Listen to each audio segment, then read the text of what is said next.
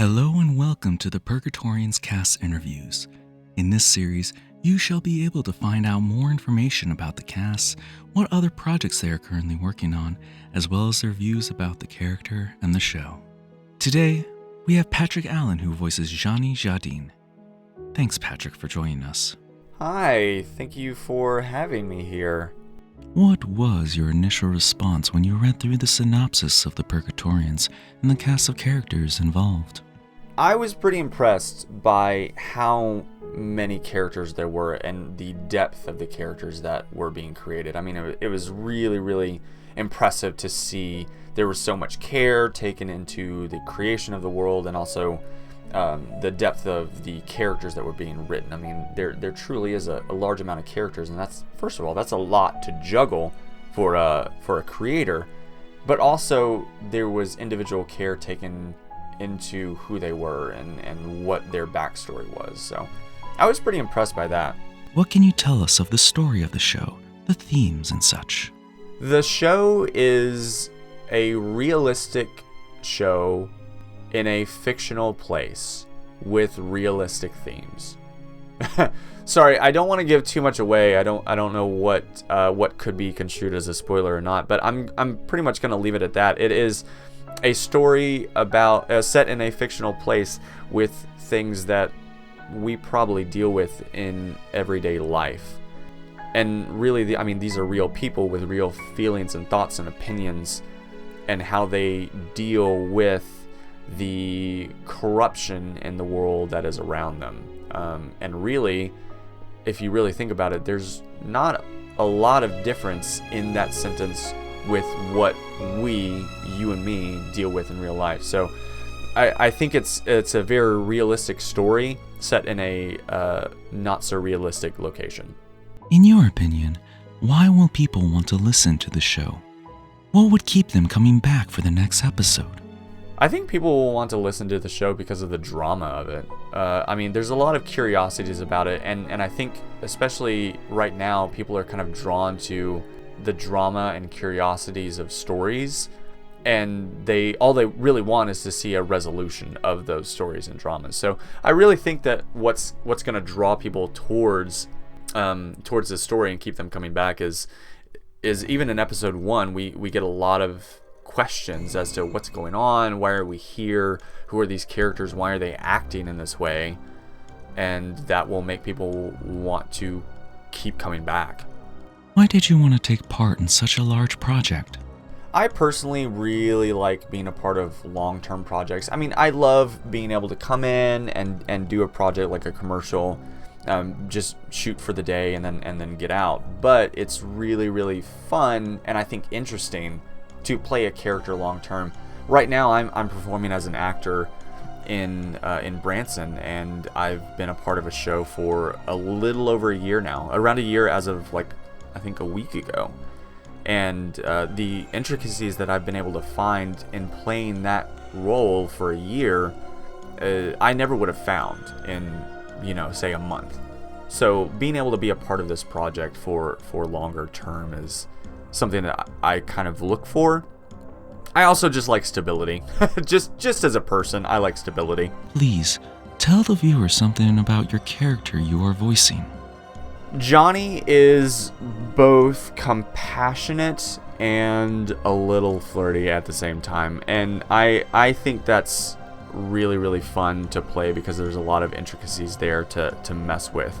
And while that is the case, while he is compassionate and flirty, there's a lot more to him than meets the eye. I mean, I think most people kind of know that you really don't fully understand what goes on in people's real lives or what battles they might be fighting in their everyday life. And I feel that's very true for Jonnie. When you first meet him, you kind of have a good sense of who he is and how he acts, but really, no spoilers here, you really don't know what's going on underneath the surface. What do you feel will be the hardest part of bringing your character to life? I think the hardest part about bringing Jonnie to life is as I said, there are so many intricacies to him, and there really are a lot of subtleties to what he is saying, because sometimes, as I said, Jonnie is flirty, he's fun, he's a little bit maybe crass at times, to put it bluntly, and I think making sure that all of that is seen is difficult, because sometimes what could just be an innocent line is sometimes Jonnie hitting on someone, and sometimes it's because I don't necessarily think the way he does. It's difficult to notice all of those times where I'm like, oh man, he's actually being flirty right now, which I think is the most difficult part. If your character is to die in the show, how would you want this to happen? Oh, if my character is to die. Okay, this might feel like a cheat, but I am a huge fan of, or I say a huge fan. I really am drawn towards characters that don't necessarily have a death. They have to deal with the pain of the deaths of those around them, which I think is really a lot of fun, because I really love seeing a character who is kind and compassionate being burdened with the pain of those he cares about being taken from him. And now that I'm thinking about it, it not a spoiler, but Jonnie doesn't actually have a death scripted as of this point. I think the creator has like an idea in mind of of how he wants it to happen, but I don't think that there is one that happens right now. So I'm wondering if this is maybe just a little bit of a ploy to see where he wants us to take it. But I mean, yeah, if I had a say in anything, I think I would like to see Jonnie, who is this kind and compassionate, caring person, be shackled with the pain of the deaths of all of those he cares about. I think that would be really, what's the word? I think it would be very evocative for our audience to kind of get that sense or get that feel.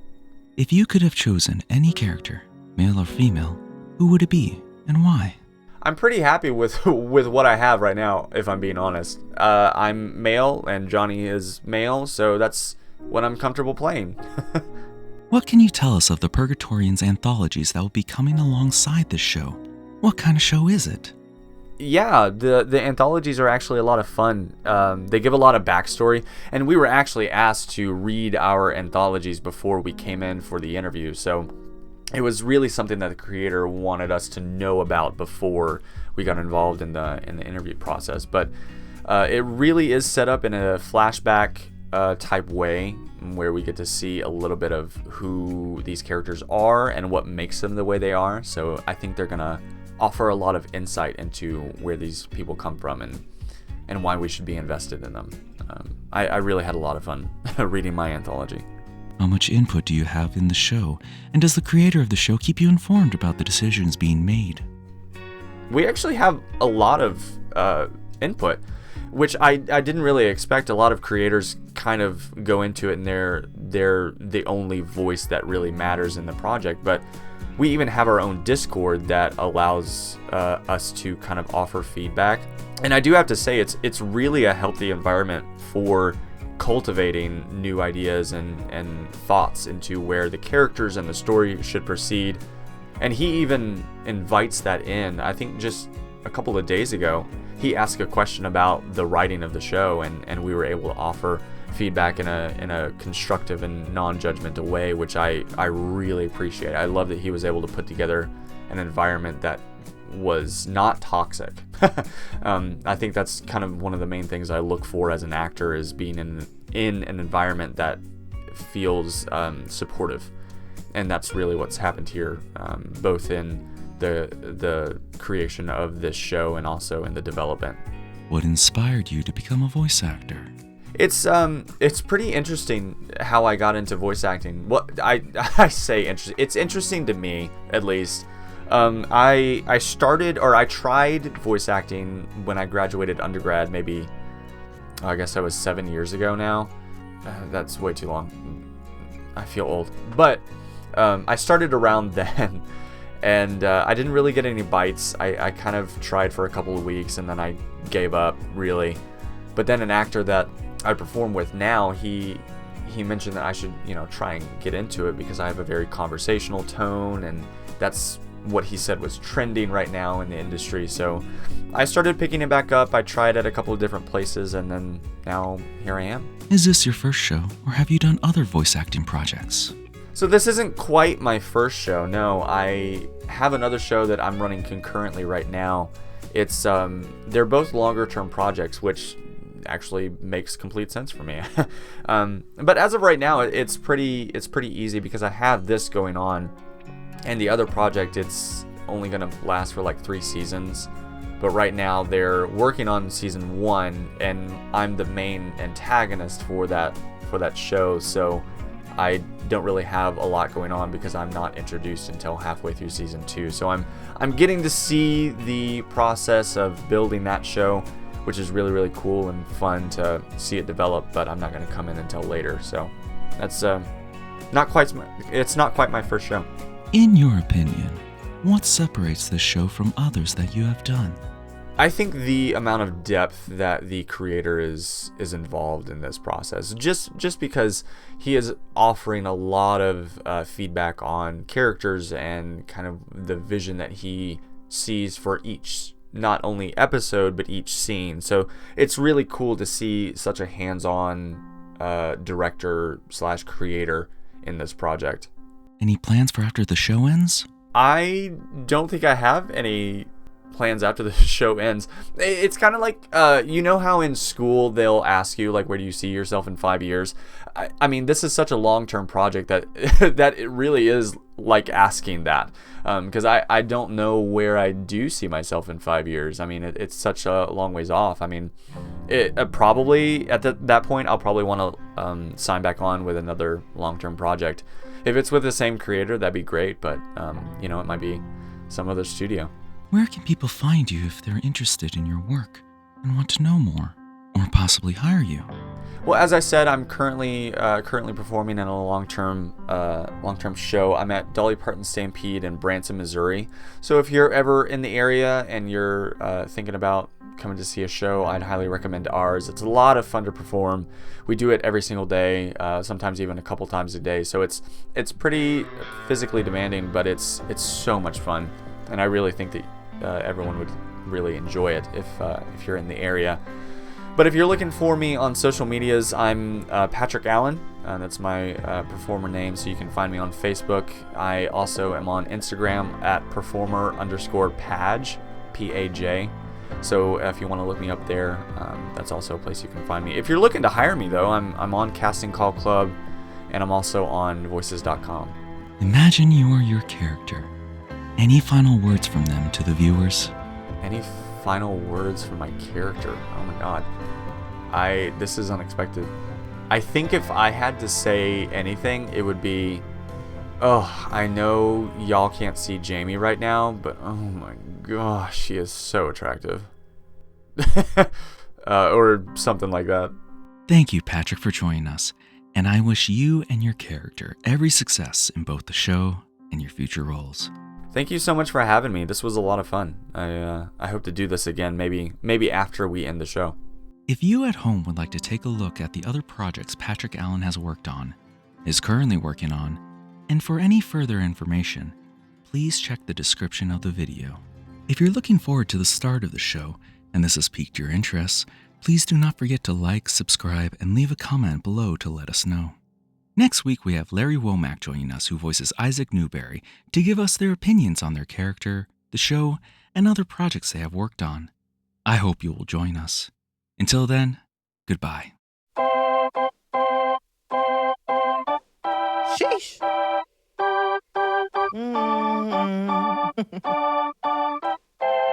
Girl, I'm about to have a panic attack. I did the work, it didn't work.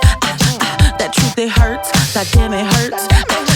That lovey-dovey shit, was not a fan of it. I'm good with my friends, I don't want a man, girl. I'm in my bed, I'm way too fine to be here alone. On other hand, I know my worth, and now he calling me. Why do I feel like this? What's happening to me? Oh, oh, oh. Am I ready? Ain't a doubt. Am I ready? What you talking about? Am I ready? You gon' figure it out. To be loved, to be loved. Am I ready? You deserve it now. 'Cause I want it. That's what I'm talking about. Am I ready? You gon' figure it out. To be loved, to be loved. How am I supposed to love somebody else when I don't like myself? Like, ooh, guess I better learn to like this. Ooh, it might take my whole life just to do. He called me Melly, he squeezed my belly. I'm too embarrassed to say I like it. Girl, is this my boo? That's why I'm asking you, 'cause you know I've been through. Am I ready? Ain't a doubt. Am I ready? What you talking about? Am I ready? You gon' figure it out. To be loved, to be loved. Am I ready? You deserve it now. 'Cause I want it. That's what I'm talking about. Am I ready? You gon' figure it out. To be loved, to be loved. You found me, I was fed up with the fantasy. What you wanna do? Think I'm ready? Ooh, think you like that? Think you like that? When I clap back like that, let me know. You found me, I was fed up with the fantasy. What you wanna do? Think I'm ready? Ooh, think you like that? Think you like that? When I clap back like that, let me know.